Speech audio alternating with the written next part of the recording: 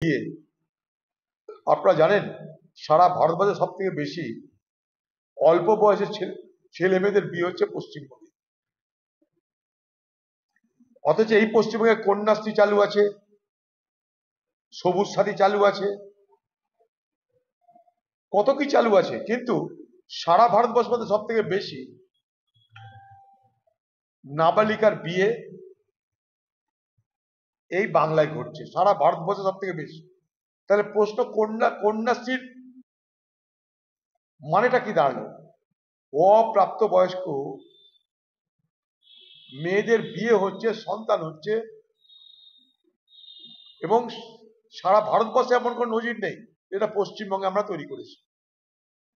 আর এই যে যেখানে ডেকে পাঠানো হচ্ছে চিলড্রেন্স হোম বা যেগুলো বলছেন আপনারা, এখানটাই এই বয়সী ছেলে মেয়েদের সঙ্গে যে ধরনের কাউন্সিলিং এর দরকার সেই কাউন্সিলিং করা হচ্ছে না। তাদেরকে কিন্তু সংবেদনশীলতার সঙ্গে তাদের বিষয়টা বুঝে তাদেরকে এটা সুস্থভাবে তাদের পুনর্বাসনের ব্যবস্থা করতে হবে। সেটা না করে এখানে আরেক ধরনের অত্যাচারের ব্যবস্থা আছে। এবং আরো বলি আপনাকে, আমাদের কাছে অনেক অভিযোগ আছে যে প্রশাসনের কেউ কেউ, অর্থাৎ থানা লেভেলে, এগুলো করার মধ্য দিয়ে পয়সা রোজগারও করছে। এটাও বলে রাখলাম। এর আগে আমি সে বিষয়ে কমপ্লেনও করেছি। চাইল্ড ওয়েলফেয়ার কমিটি বা যে কোনো কমিটি, পশ্চিমবঙ্গে কোনো দক্ষযোগ্য কমিটি তো নেই।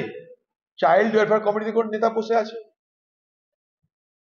নেতা বসে থাকলে তো কাজ নাই। এটা তো বাচ্চাদের মনস্তাত্ত্বিক বিষয়টা বুঝে তাদেরকে সুস্থ করে তাদের জীবনে ফিরিয়ে দেওয়ার দায়িত্ব, বা সেটাই ব্যবস্থা করার জন্য তাদেরকে নিযুক্ত করা হয়েছে। তাদের কি কোনো ট্রেনিং আছে? দেখুন, তাদের কি কোনো যোগ্যতা আছে, দক্ষতা আছে?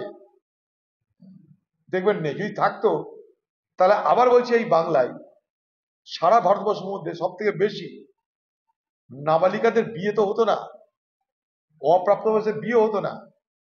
এখানকার প্রশাসন উদাসীন, এখানকার চাইল্ড ওয়েলফেয়ার উদাসীন।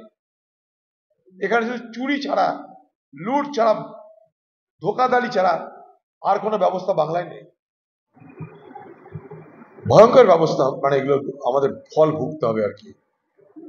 ব্যাপার হচ্ছে যে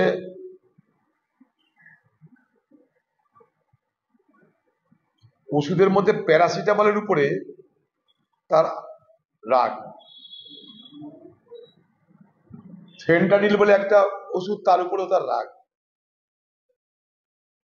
তার জন্য সে একটা দেশের জাহাজ আটকে দিচ্ছে, ভেনেজুয়েলার। ভারতকে বসে আনতে চাইছে, ভারত এসে বাণিজ্য করতে চাইছে, ভারতের কৃষি বাজারকে খুলে দেওয়ার জন্য সে বাধ্য করতে চাইছে। ভারতবর্ষের কৃষি বাজারে, অর্থাৎ ভারতবর্ষের নিজস্ব বাজারে আমেরিকা থেকে কৃষি পণ্য যাতে নির্বিবাদে প্রবেশ করতে পারে, সেখানে যে কোনো বাধা দেওয়া না হয়, তার জন্য সে চাপ সৃষ্টি করছে। যা করছে ট্রাম্প, জেনে রাখবেন, ভারতবর্ষের বাজারকে উন্মুক্ত করে দাও, আমার দেশের কৃষিজাত পণ্য, যেমন দুগ্ধজাত পণ্য, কর্ন, যা যা আছে কৃষিজাত পণ্য, যেগুলো আমেরিকায় সস্তা, সেগুলো আমি ভারতবর্ষের বাজারে বিক্রি করব। আর সেটা করলে ভারতবর্ষের যারা নিজেরা কৃষক, যারা কৃষিজীবী ভারতবর্ষের মানুষ, তাদের ফসল বিক্রি করবার সুযোগ থাকবে না। অর্থাৎ যে ভারতবর্ষের সরকার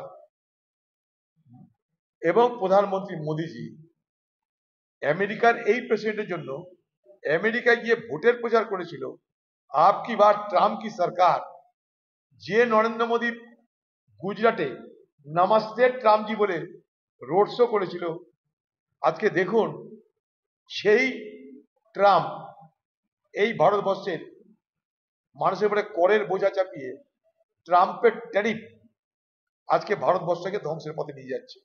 এটা ট্যারিফ নয়, এটা ট্রাম্প টেরর বলতে পারি আমরা। ভারতবর্ষের বুকে ট্রাম্প আতঙ্ক তৈরি করতে চাইছে, ট্রাম্প টেরর ইন ইন্ডিয়া।